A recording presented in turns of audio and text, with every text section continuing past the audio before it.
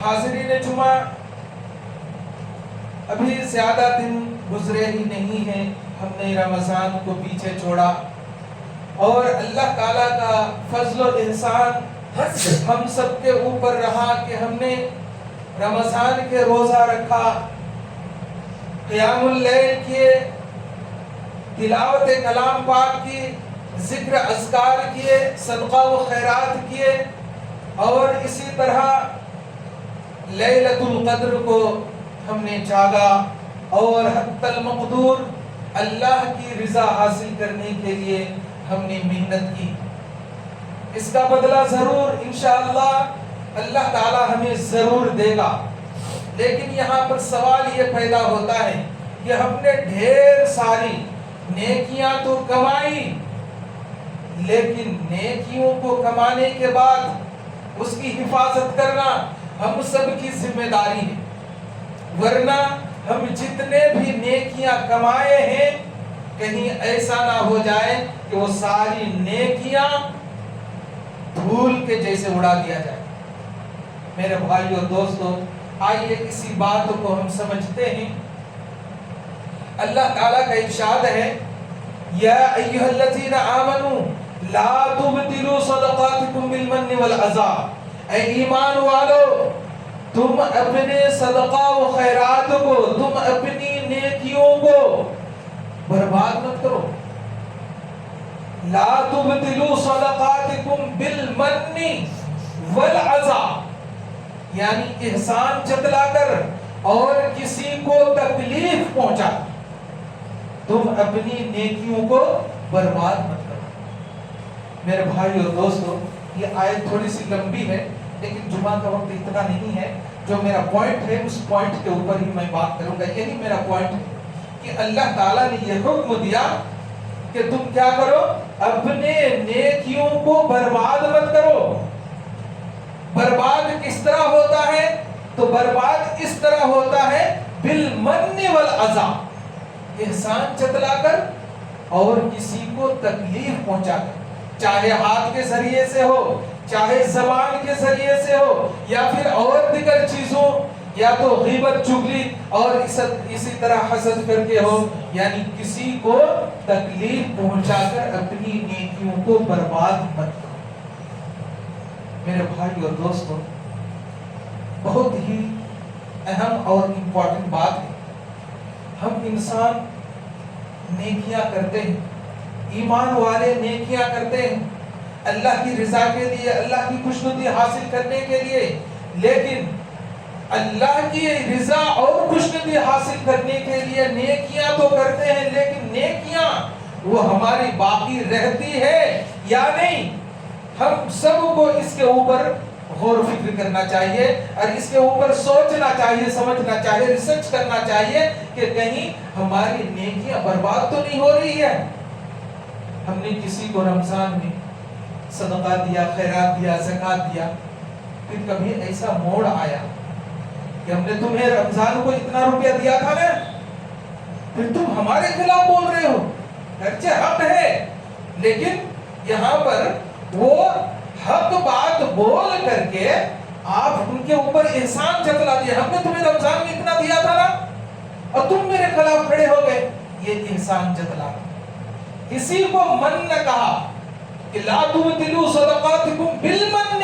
احسان جتلا کر کے تم اپنی نیکیوں کو برباد مت کرو، والعذا، اور کسی کو تکلیف پہنچا کر، کسی کو مار کر کے، کسی کو گالی گلوچ کر کے، کسی کو ہاتھ کے ذریعے سے، کسی کو زبان کے ذریعے سے تکلیف پہنچا کر اپنی نیکیوں کو برباد مت کرو۔ میرے بھائی اور دوستو، آئیے اس آیت کو حدیث کی روشنی میں سنتے ہیں اور سمجھتے ہیں۔ حضرت ابو ہریرہ رضی اللہ تعالی عنہ حدیث کے راوی ہیں، اور اس حدیث کو امام مسلم رحمہ اللہ نے اپنی صحیح مسلم کے اندر نقل کی، بیان فرماتے ہیں، ان ابی ہریرہ رضی اللہ تعالی عنہ ان رسول اللہ صلی اللہ علیہ وسلم قال اتدرون ما المفلس۔ حضرت ابو ہریرہ رضی اللہ تعالی عنہ حدیث کے راوی ہیں، بیان فرماتے ہیں، مسلم شریف کی روایت ہے، روایت بالکل صحیح ہے۔ اللہ کے رسول صلی اللہ علیہ وسلم نے اپنے ساتھیوں سے، اپنے صحابہ سے یہ فرمایا، اے میرے صحابیوں، کیا تمہیں معلوم ہے اتدرون ما المفلس، کیا تمہیں معلوم ہے کہ مفلس کون ہے؟ تو صحابہ اکرام اللہ کے رسول صلی اللہ علیہ وسلم کے سامنے بیٹھے ہوئے تھے. قالوا، تو صحابہ اکرام نے کہا المفلس فینا من لا درہم لہ ولا متاع، کہ مفلس تو وہ ہے جن کے پاس نہ روپے پیسے نہ سونا چاندی، یعنی گھر گزارا صحیح ڈھنگ سے نہیں چلتا ہو، کسی کو مفلس کہا جاتا ہے. مفلس قلاص کہا جاتا ہے، یعنی غریب طبقے کے لوگ ہوتے ہیں جو کسی طرح گھر گزارا کرتے ہیں، ایسے کو مفلس کہا جاتا ہے. اللہ کے رسول صلی اللہ علیہ وسلم نے فرمایا وقال ان المفلس من امتی، کہ میری امت میں مفلس وہ ہے جن کے پاس روپے پیسے سونا چاندی نہیں ہے، وہ مفلس نہیں، بلکہ مفلس میری امت میں مفلس وہ ہے ان المفلس من امتی یأتی یوم القیامت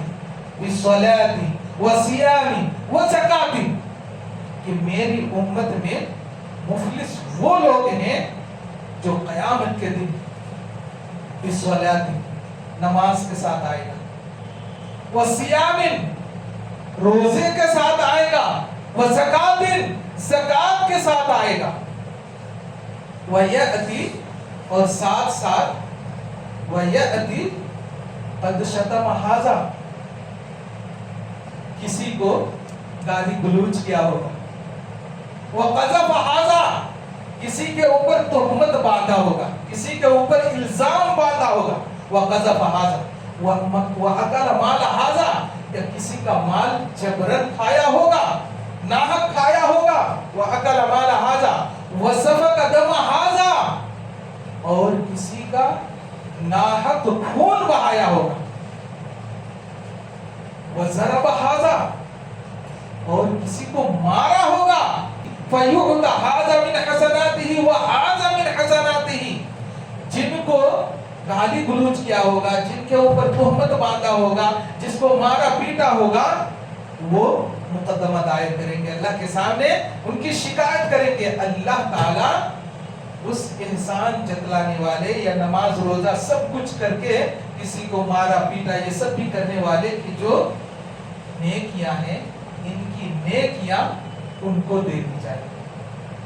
جس نے دعویٰ کیا کہ مجھے مارا تھا، مجھے پیٹا تھا، مجھے گالی دیا تھا، میرے اوپر تہمت باندھا تھا، میرا خون بہایا تھا،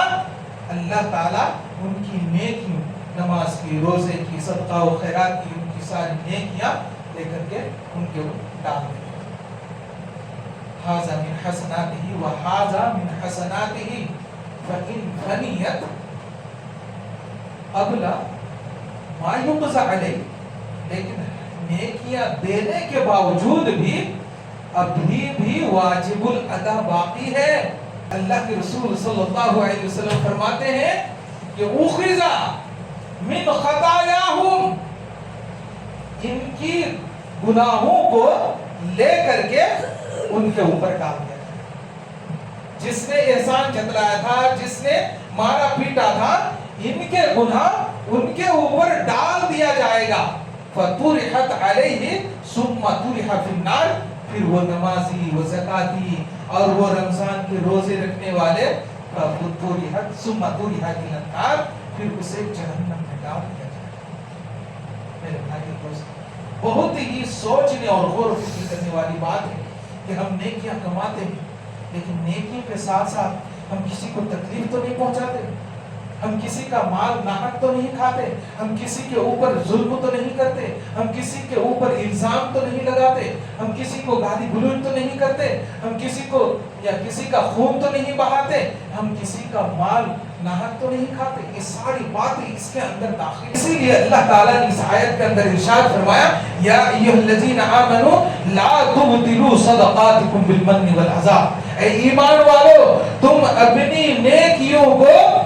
احسان جتلا کر اور کسی کو تکلیف پہنچا کر کے نیکی کو برباد کرو.